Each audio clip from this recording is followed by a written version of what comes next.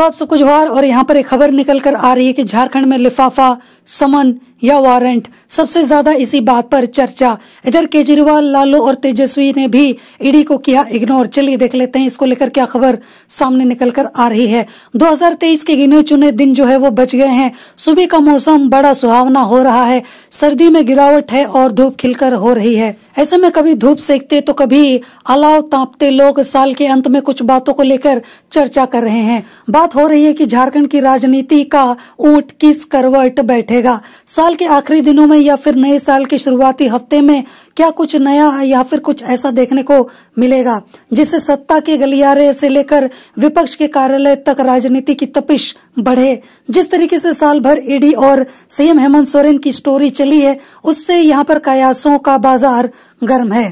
सभी अपने सूत्र खंगालने में लगे हुए हैं कि आखिर क्या होगा। क्या ईडी फिर से एक बार फिर सीएम हेमंत सोरेन को समन भेजेगा या फिर यहाँ पर ईडी पीएमएलए कोर्ट में हेमंत सोरेन की गिरफ्तारी के लिए अर्जी यहाँ पर दाखिल करेगा। इन दोनों बातों के अलावा एक बार फिर से राजभवन से लिफाफा का गॉसिप वाला जिन बाहर आया है।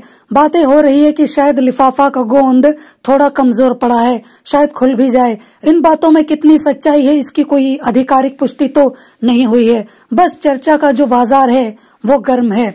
इसके अलावा यहाँ पर आगे बोला जा रहा है कि हेमंत के बाद अब केजरीवाल, लालू और तेजस्वी ने भी ईडी को किया है इग्नोर। झारखंड के एक आला अधिकारी से बार बार पूछने पर कि क्या होगा ईडी का अगला कदम, उन्होंने बड़े प्यार से समझाया कि अगर कोई ईडी के पास जा ही नहीं रहा है तो आप ही ईडी के कार्यालय घूम आओ। खैर, ये सब बात अब अमूमन चाय पर चर्चा की तरह हो गई है। मूल बात यह हो रही है कि ईडी की जो दहशत कुछ दिनों पहले थी, अब उसमें भारी गिरावट देखने को मिल रही है। और जैसा कि इसको लेकर मैंने काफी सारी वीडियोस के जरिए आपको अपडेट तो दिया था कि ईडी और यहाँ पर सीएम हेमंत सोरेन के बीच किस तरीके से एक घमासान युद्ध जो है वो छिड़ा हुआ था, जिस वजह से यहाँ पर जो हेमंत सोरेन कुछ बोलते थे, ईडी कुछ बोलती थी और इस तरीके से बीच में हाई कोर्ट जो है वो भी कुछ अपने यहाँ पर बयान दे देती थी और ये जो चीजें हैं वो इसी के बीच में घूमती फिरती रहती थी। हालांकि यहाँ पर जो हल है वो अब तक भी निकल नहीं पाया है कि आखिर कोई गुनहगार है भी या फिर नहीं, या फिर ईडी यहाँ पर जबरदस्ती यहाँ पर सीएम हेमंत सोरेन को अपने कब्जे में लेना चाह रही है, या फिर सीएम हेमंत सोरेन जो है वो बचने की कोशिश कर रहे हैं, क्या वो दोषी हैं या फिर नहीं, और यहाँ पर जो हाई कोर्ट है वो फैसला सुना पाएगी या फिर नहीं। तो काफी सारी चीजें हैं जिसका अभी तक कोई भी यहाँ पर जो रास्ता है वो नहीं निकल पाया है।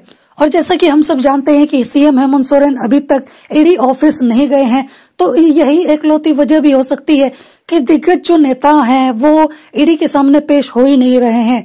हेमंत सोरेन के बाद दिल्ली के सीएम अरविंद केजरीवाल भी ईडी के 2 समन को इग्नोर कर चुके हैं। ईडी ने फिर से तीसरा समन यहाँ पर केजरीवाल को भेजा है। उन्हें शराब घोटाले मामले में पूछताछ के लिए फिर से 2 जनवरी को ईडी कार्यालय आने को कहा गया है, लेकिन फिलहाल यहाँ पर देखा जा रहा है कि वो इसको नजरअंदाज किए जा रहे हैं।